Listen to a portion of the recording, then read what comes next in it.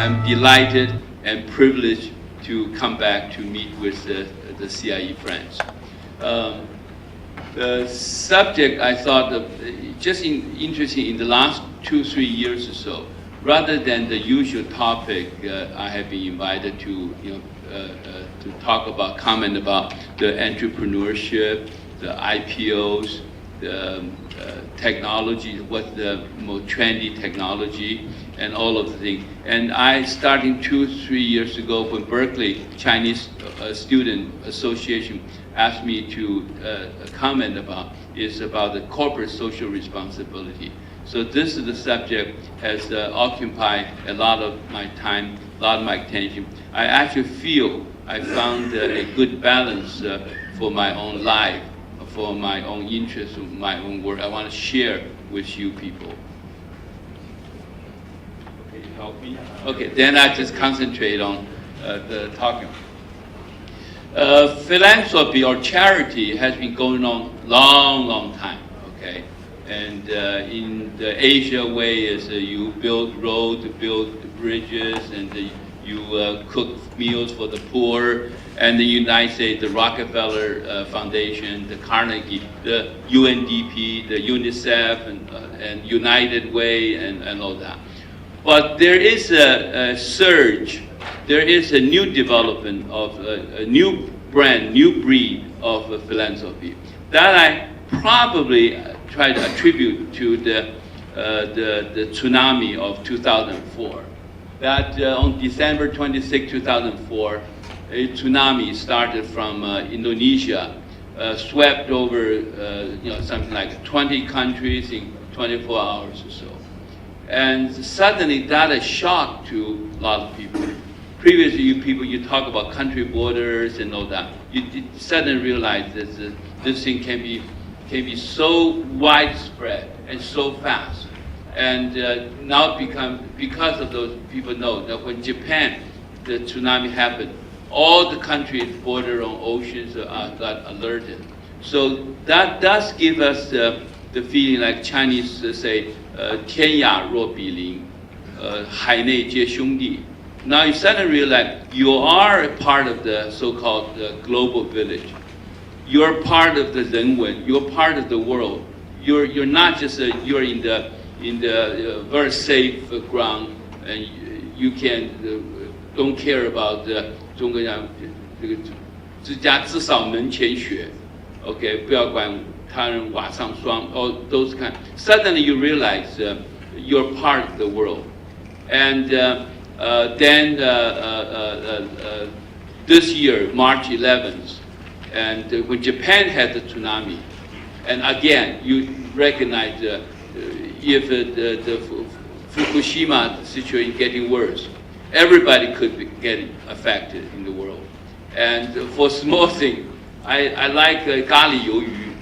And one of the restaurants in Summit served gali youyu. But then after Fukushima, you can't get youyu anymore because the youyu all came from Japan. So in a very small way, everybody's life can be affected. So we all live in one world. So that's a very important, a significant sort of the awakening. Next one. And this is the Fukushima situation. And during those time being developed, I think everybody watching TV, everybody was concerned. Because if indeed it was a meltdown of that power plant, there are lots of widespread damage can happen. So out of this sense of a global village, sense of unity, and that developed the feelings of we all live in the planet Earth. Next one. And actually in 2005 January, so just less than 1 month from the tsunami, that I attended the World Economic Forum. And that 1 year is very interesting. They had the celebrities among the audience of the World Economic Forum. And in one session, Sharon Stone in like a few minutes time, make a very passionate speech and collected $1 million for the mosquito net project. And Richard Gere addressed the AIDS crisis, so alerted the whole world about this situation. And that's the beginning of something very stunning. Next slide. That we found that for a lot of people's role model hero, the Bill Gates, the world's #1 richest guy, the richest, very richest guy in the world, decided to donate more than half his personal wealth to charity. And then a couple years later, Warren Buffett, which is the #2 richest guy in the world, and did two things. One, also want to donate more than half his wealth to charity. Second thing, rather than let people know that he is charitable, to ascend or be famous, fulfill this pride, ego, and set up foundations, or make a scholarship, put his name on the building, and all of those egotistic kind of endeavor. He just quietly donate, let those money go to Bill Gates Foundation, and ask Bill Gates Foundation to manage those monies. So that shows the humility, shows the real heart there. And that's what I call started the new breed of philanthropy. And so this is not just for somebody because they die, okay, they leave their wealth. So anyhow, they cannot carry that to their graves or tombs. So they have to leave to somebody. So they set a foundation and name their children to be the trustees. And basics you preserve, and they got tax break. And here, Bill Gates is still very young man, and Warren Buffett is still very healthy, and they donate the money in their lifetime. Next.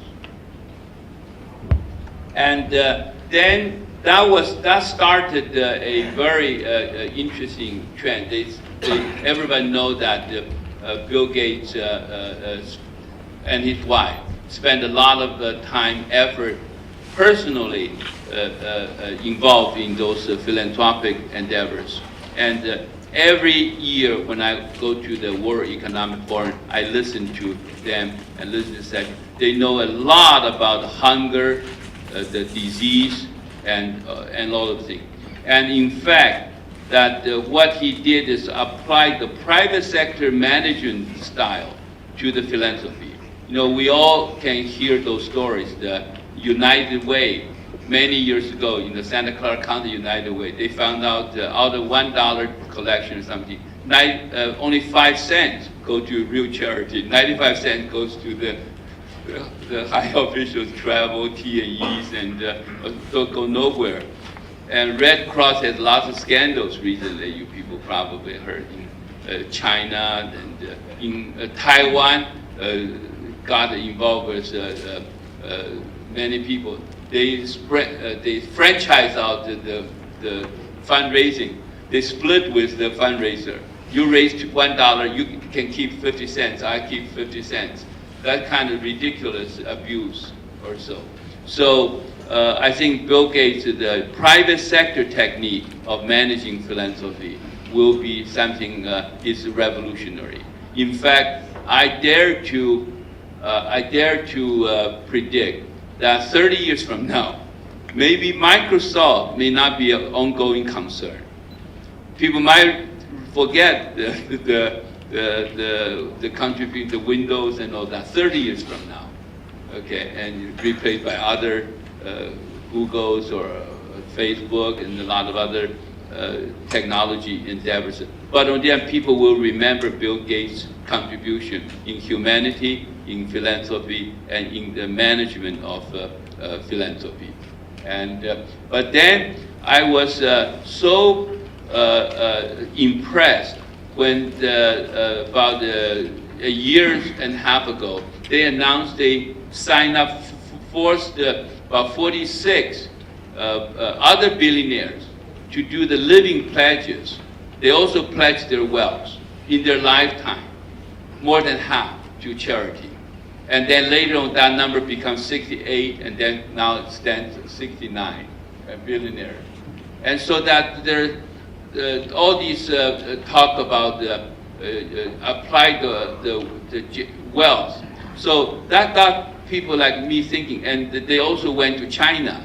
Last year, in September, they had the dinner with 50 or so Chinese rich people in Beijing, a suburb. And then they went to India, did the same thing. They want to alert all the world wealthy that you should be thinking about send those wealth generated for charity.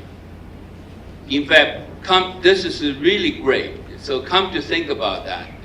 In a way, I maybe jokingly say that the generation wealth is easy, because it has been done many times.